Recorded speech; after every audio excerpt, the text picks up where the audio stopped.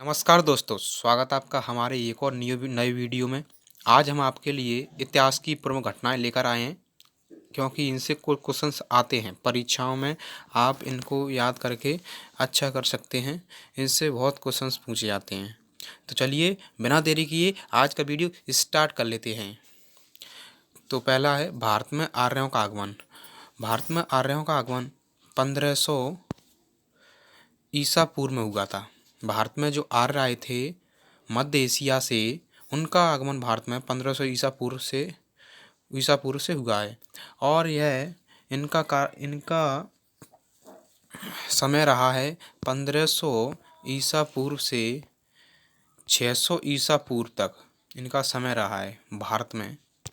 इसके बाद यह समाप्त हो जाते हैं। अगला दूसरा क्वेश्चन है महावीर का जन्म। जो जैन धर्म के 24वें तीर्थंकर थे महावीर जी, उनका जन्म 540 ईसा पूर्व में कुंडलवलम वैशाली में हुआ था। और इसके बाद है महावीर का निर्वाण अर्थात उनकी मृत्यु 468 ईसा पूर्व में हुई थी। अगला है गौतम बुद्ध का जन्म कब हुआ था। जो महात्मा गौतम बुद्ध जी हैं, उनका जन्म 563 ईसा पूर्व में कपिलवस्तु में हुआ था। कपिलवस्तु के लुम्बिनी नामक स्थान पर हुआ था। इसके बाद अगला देखते हैं गौतम बुद्ध का महापरिनिर्वाण और इनकी मृत्यु 483 ईसा पूर्व में हुई थी। अगला देखते हैं हम सिकंदर का भारत पर आक्रमण। जो सिकंदर था उसका भारत पर आक्रमण 326 से 325 ईसा पूर्व तक रहा है।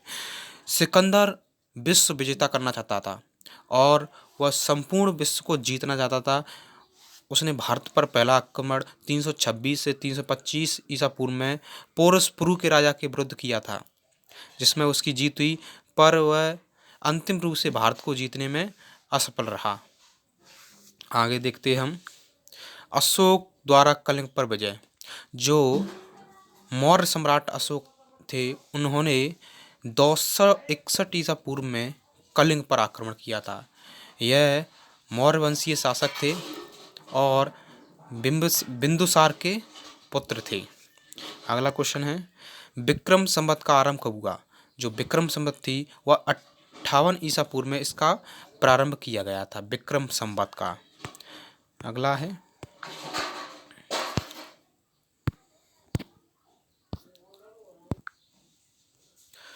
शक संवत। शक संवत का आरंभ 78 ईसा पूर्व में कनिष्क द्वारा किया गया था। जो शक संवत है उसका प्रारंभ 78 ईसा पूर्व में किया गया, जो कि भारत सरकार द्वारा मान्य है। जो कैलेंडर हम आज के समय में यूज करते हैं वह 78 ईसा पूर्व शक संवत पर आधारित है। हम आगे देखते हैं हजरी संवत का आरंभ। हजरी संवत का आरंभ 622 ईस्वी में किया गया था। जो हजरी संवत था उसका प्रारंभ 622 ईस्वी में किया गया।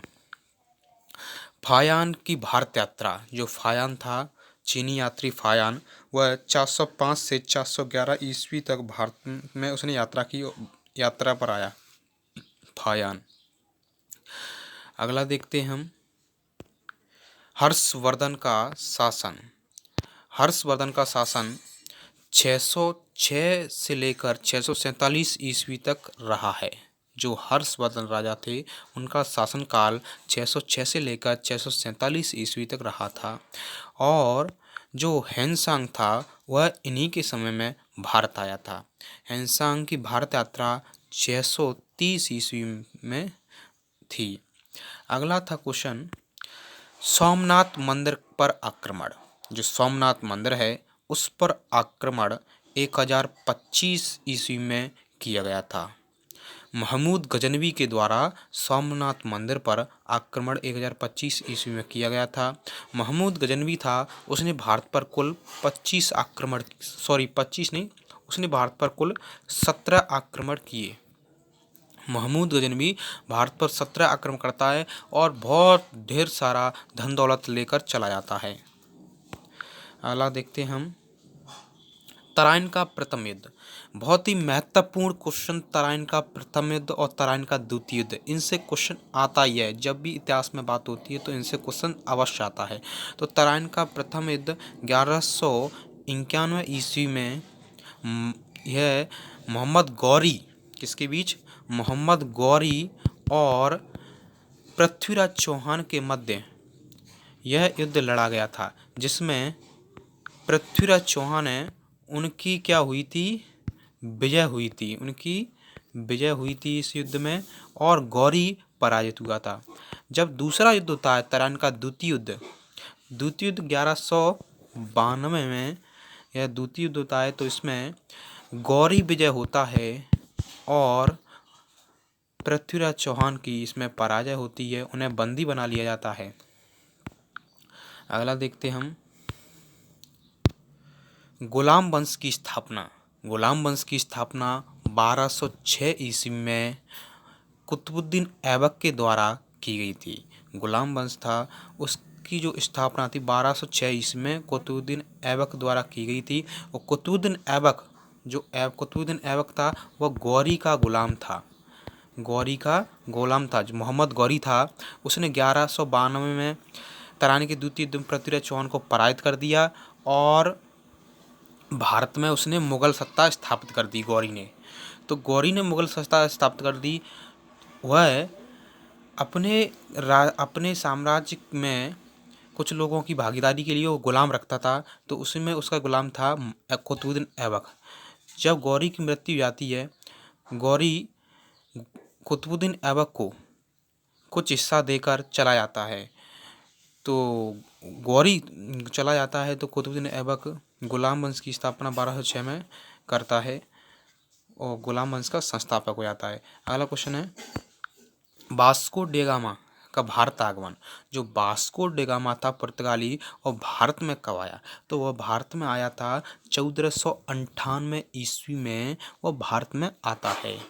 वास्को डे गामा, इसे कहते हैं भारत की खोज हुई जलमार्ग के द्वारा, वास्को डे गामा ने की थी।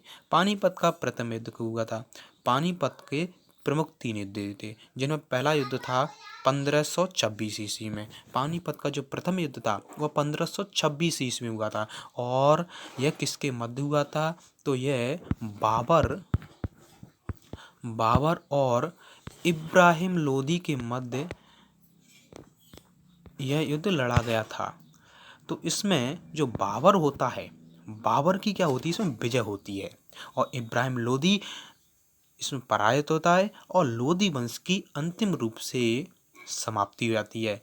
और इस प्रकार भारत में 1526 ईस्वी में बाबर द्वारा जो प्रथम युद्ध लड़ा गया था पानीपत का, उसमें विजय प्राप्त करने के बाद भारत में मुगल सत्ता है उसकी स्थापना होती है। तो मुगल सत्ता की स्थापना भारत में किसने की थी, बाबर ने की थी। अब दूसरा युद्ध होता है पानीपत का द्वितीय युद्ध, जो 1556 में होता है। 1556 में पानीपत का द्वितीय युद्ध होता है। और तृतीय युद्ध की बात करें तो तृतीय युद्ध पानीपत का 1761 में लड़ा जाता है। आगे हम चलते हैं। अकबर का राज्य आरोहण तो 1556 में जो अकबर था, अकबर हुमायूं का पुत्र था। हुमायूं की मृत्यु के पश्चात अकबर मुगल सत्ता की बागडोर संभालता है। वह सिंहासन पर बैठता है 1556 ईस्वी में। यहाँ से चालू होती है उसकी कुछ थोड़ी सी यात्रा अकबर की। आगे हम देखते हैं हल्दी घाटी का युद्ध। बहुत ही अच्छा क्वेश्चन है, हल्दी घाटी का युद्ध कब लड़ा गया था। हल्दी घाटी का युद्ध 1576 ईस्वी में अकबर और किसके मध्य लड़ा गया था, अकबर और महाराणा प्रताप के मध्य।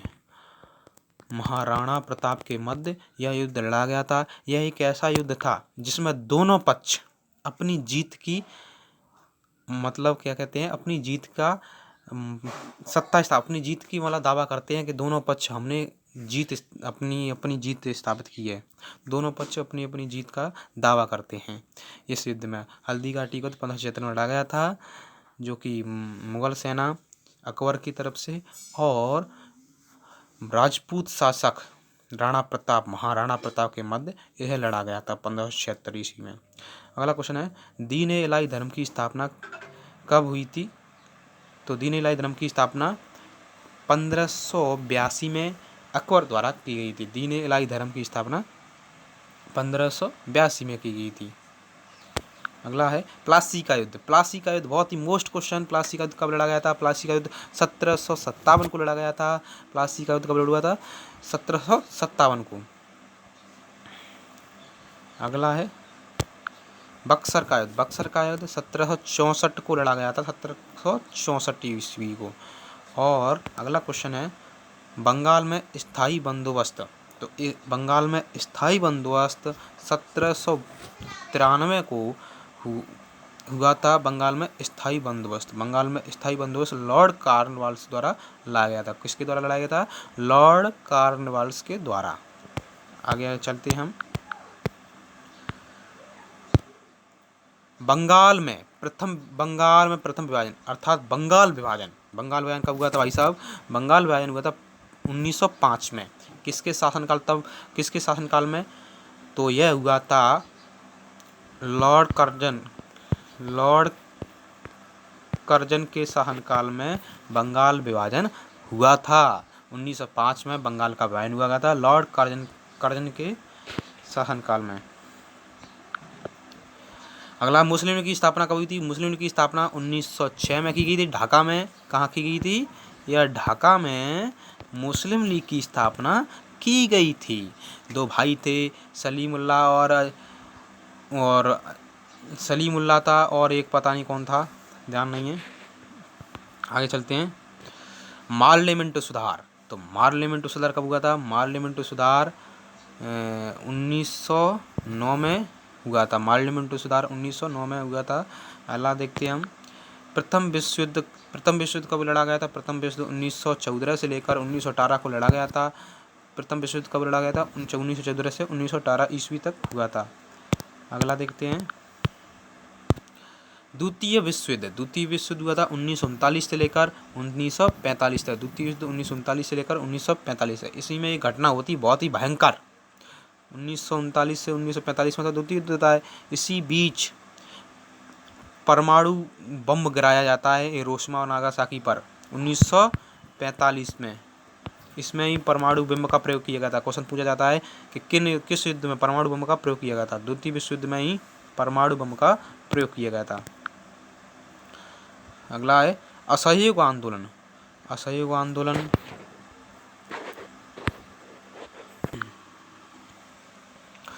आंदोलन कब हुआ था? तो 1920 से लेकर 1922 में असहयोग आंदोलन हुआ था। असहयोग आंदोलन का अर्थ था कि भारत के लोग हैं वह अंग्रेजों का सहयोग ना करें। गांधी जी ने कहा था जब हम उनका सहयोग ना करेंगे तभी हमको स्वतंत्रता मिलने की अधिक चांसेस रहेंगे। तो इसलिए असहयोग आंदोलन को प्रारंभ किया गया था। 1920 से 1922 तक रहा था। साइमन कमीशन का आह्वान। साइमन कमीशन 1928 में भारत आया था। साइमन कमीशन 1928 में भारत आया था। इसमें जॉन साइमन की अध्यक्षता में कमीशन लाया गया था और इसी के विरोध में हमारे क्रांतिकारी या नेता कह सकते हैं लाला लाजपत राय पर लाठी चार्ज किया गया और उनकी मृत्यु हुई। तभी उन्होंने एक नारा दिया था कि मेरे सिर पर किया गया लाठी का एक एक प्रहार अंग्रेजी ताबूत का कील साबित होगा। इस प्रकार उनकी मृत्यु जाती है साइमन कमीशन का विरोध करते हुए लाठी चार्ज में। और साइमन कमीशन कब आया था? 1928 में सर जॉन साइमन की अध्यक्षता में। अगला देखते हैं। दांडी मार्च नमक सत्याग्रह हुआ था 1930 को। दांडी मार्च नमक सत्याग्रह 11 मार्च 1930 को हुआ था। इसमें क्या हुआ कि गांधी जी ने अपने 78 अनुयायियों के साथ साबरमती आश्रम से दांडी तक यात्रा की और नमक कानून को तोड़ा। नमक बनाकर वहाँ पर नमक कानून को तोड़ा और अंग्रेजी सरकार से अपनी बातों को मनवाया। चलिए आगे चलते हैं। गांधी इरविन समझौता। गांधी इरविन समझौता कब हुआ था? 1931 को। जो इरविन था, लॉर्ड इरविन और गांधी जी के बीच में एक समझौता होता है, उसे गांधी इरविन समझौता कहते हैं, जो कब हुआ था? 1931 को। कैबिनेट मिशन का आगमन। 1946 में कैबिनेट मिशन का आगमन होता है। बहुत ही मोस्ट डेट, कैबिनेट मिशन का आगमन कब होता है? 1946 को। अगला देखते हैं हम। महात्मा गांधी की हत्या। हमारे राष्ट्रपिता महात्मा गांधी जी की मृत्यु, उनकी हत्या 1948 को, 30 जनवरी 1948 को नाथूराम गॉडसे द्वारा कर दी जाती है। गांधी जी की मृत्यु 30 जनवरी 1948 को होती है। चीन का भारत पर आक्रमण। तो चीन का भारत पर आक्रमण 1962 ईस्वी में होता है। चीन का भारत पर आक्रमण 1962 ईस्वी में होता है। इसके बाद भारत और पाकिस्तान के मध्य एक युद्ध होता है 1965 में। 1965 को भारत पाकिस्तान प्रथम युद्ध होता है। इसी युद्ध के पश्चात ताशकंद में एक समझौता होता है। हमारे प्रधानमंत्री लाल बहादुर शास्त्री और ताशकंद समझौता 1966 को हुआ। ताशकंद समझौते के दौरान ही हमारे सम्माननीय प्रधानमंत्री लाल बहादुर शास्त्री जी की ताशकंद में मृत्यु जाती है। तो वह पहले प्रधानमंत्री ऐसे थे जिनकी मृत्यु विदेश में होती है, ताशकंद में 1966 को। अब आगे चलते हम। तालीकोटा का युद्ध। तालीकोटा का युद्ध 1565 ईस्वी में होता है। तालीकोटा का युद्ध है और 1565 ईस्वी में होता है। और प्रथम आंग्ल मैसूर युद्ध 1776 से 1769 तक यह युद्ध लड़ा जाता है। इस डेट सही कर लेना दोस्तों, ये सही जाननी पड़ रही है। द्वितीय आंग्ल मैसूर युद्ध वो 1780 से लेकर 1784 तक होता है। द्वितीय आंग्ल मैसूर युद्ध। यहाँ दोस्तों 1779 होगा, 69 नहीं होगा, 79 होगा दोस्तों। तृतीय आंग्ल मैसूर युद्ध 1790 से लेकर 1792 ईस्वी तक होता है, तृतीय आंग्ल मैसूर युद्ध। और चतुर्थ आंग्ल मैसूर युद्ध 1799 को होता है। चतुर्थ आंग्ल मैसूर युद्ध 1799, इसमें टीपू सुल्तान होता है, वो भी इस युद्ध को हार जाता है। आगे चलते हैं। कारगिल युद्ध। तो कारगिल युद्ध 1999 को लड़ाया था। कारगिल का युद्ध 1999 को। प्रथम गोलमेज सम्मेलन 1930 को होता है। प्रथम गोलमेज सम्मेलन में गांधी जी भाग नहीं लेते हैं। द्वितीय गोलमेज सम्मेलन 1931 को होता है, जिसमें गांधी जी द्वारा इसमें भाग लिया जाता है 1931 को। और तृतीय गोलमेज सम्मेलन 1932 को होता है, इसमें गांधी जी भाग नहीं लेते हैं। तो गांधी जी ने किस गोलमेज सम्मेलन में भाग लिया था? तो द्वितीय गोलमेज सम्मेलन में गांधी जी ने भाग लिया था। किसमें दोस्तों? द्वितीय गोलमेज सम्मेलन में गांधी जी भाग लिया था। और तीनों गोलमेज सम्मेलनों में, किन में दोस्तों? तीनों गोलमेज सम्मेलनों में भाग लेने वाले भारतीय कौन थे? तो डॉक्टर BR अम्बेडकर। कौन थे दोस्तों? BR अम्बेडकर बाबा साहेब थे तीनों गोलमेज सम्मेलनों में भाग लेने वाले भारतीय। क्रिप्स मिशन का आगमन। क्रिप्स मिशन 1942 को आता है। और चीनी क्रांति 1911 को होती है। इसके बाद फ्रांसीसी क्रांति 1789 ईस्वी को होती है, फ्रांसीसी क्रांति। और रूसी क्रांति 1917 को होती है। रूसी क्रांति कब होती है दोस्तों? 1917 को होती है।